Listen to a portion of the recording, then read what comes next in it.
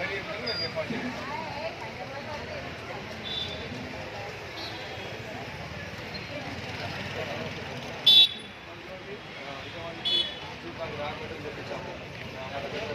మరి పొట్టు ఇసుక మరి రాజస్థాన్ క్లియర్ పౌడర్ ఉంటుంది, దాన్ని వాటర్ మిక్స్ చేసి బంకమట్టిలాగా రెడీ అవుతుంది. ఇట్లా ఫేవికోల్ ఇవన్నీ యాడ్ చేస్తామంటారు. నార్మల్ ఏంటంటే ఎప్పుడైతే వర్షం పడ్డాకో మట్టి విగ్రహం కరిగిపోనికి అవకాశం ఉంటుంది. మనం ఆ విధంగా వర్షం పడ్డా కరగకుండా దాని తగ్గట్టు ప్రికాషన్ తీసుకున్నాం. ఎప్పుడైతే 2022లో అప్పుడున్న పోలీస్ కమిషనర్ గారు సివి ఆనంద్ గారు, లోకేష్ కుమార్ గారు జిహెచ్ఎంసీ కమిషనర్, ఆయన పిలిపించి మీరు మట్టి విగ్రహం చేయండి, ఈకో ఫ్రెండ్లీ విగ్రహం చేస్తే ప్రజలందరికీ మీరు కంట్రోల్ చేయకుండా ఆదర్శంగా ఉన్నప్పుడు మేము ఇక్కడ డిస్కషన్ చేసాం. మనం చేసి మళ్ళీ ప్రొసీజర్గా వెళ్ళాలి. మళ్ళీ ప్రొసీజర్ మధ్యలో వర్షం పడితే అంత కరిగిపోతుంది. ఆ విధంగా అప్పుడు ఆలోచనలో మేము డిస్కషన్ చేసిన తర్వాత ఏం కాకుండా ఆలోచించి దాని తగ్గట్టు రా మెటీరియల్స్ వాడి ఈ విగ్రహాలను తయారు చేస్తాం.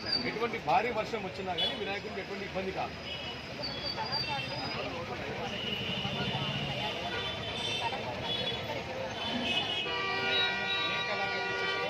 శిల్పి రాజమౌళి గారు, ఆయన దాదాపు 40 వినాయకులు చేస్తూ ఉన్నారు. వాటితో పాటు ఇప్పుడు ఉన్న సిచ్యువేషన్లో జోగారావు గారు అనే కళాకారులు దాదాపు 15 నుంచి 20 మంది కళాకారుల నుంచి ఒరిస్సా నుంచి వచ్చారు. భువనేశ్వర్ వచ్చారు, వివిధ ప్రాంతాల నుంచి నిపుణులైనటువంటి కళాకారులు తీసుకొచ్చారు. దాంతోపాటు మూర్తి గారు తమిళనాడు వివిధ ప్రాంతాల నుంచి నిపుణులైనటువంటి కళాకారులు వచ్చారు. దాంతోపాటు కలకత్తా నుంచి ఒక 10 మంది వచ్చారు.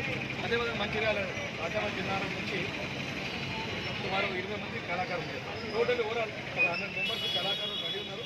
వెడ్డింగ్ పనులు కంప్లీట్ కాగానే వినాయకుడి వరకు చాలా స్పీడ్ అవుతుంది. చూసారు ఇవాళనే స్టార్ట్ చేస్తాం. బాలరాములు కూడా రేపటిలో ఒక అవుట్లైన్ వచ్చేస్తాయి.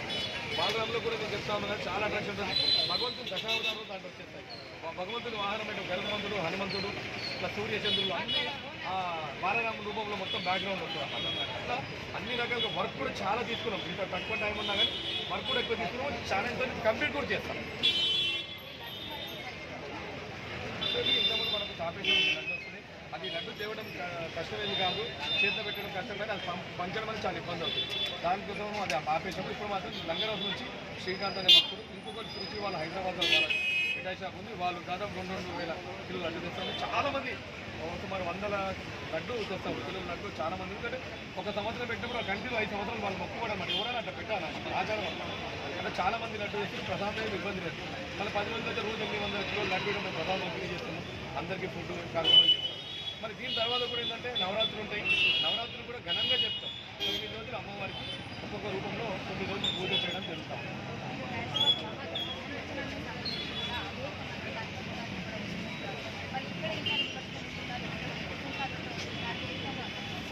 మనం ఈకో ఫ్రెండ్లీ వినాయకులు చేశాము. ఎటువంటి ఇబ్బంది లేదు. ప్రొసెషన్తో ఊరేగింపుతో భక్తి ప్రజలందరూ, భక్తి యువకులు అందరూ ఆట పాటతో ఊరేగింపు బాజా భజనతో ఈ నుంచి టువర్డ్స్ లకడిపూలు, ఏజీ ఆఫీసు, సెక్రటరియట్ ముందు నుంచి వినాయక సాగరానికి తరలి వచ్చారన్నమాట.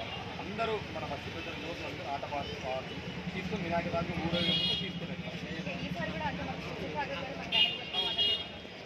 ఖచ్చితంగా ఇప్పుడు మనకి ఇంతకుముందు కొన్ని సందర్భాలు ఆచరణ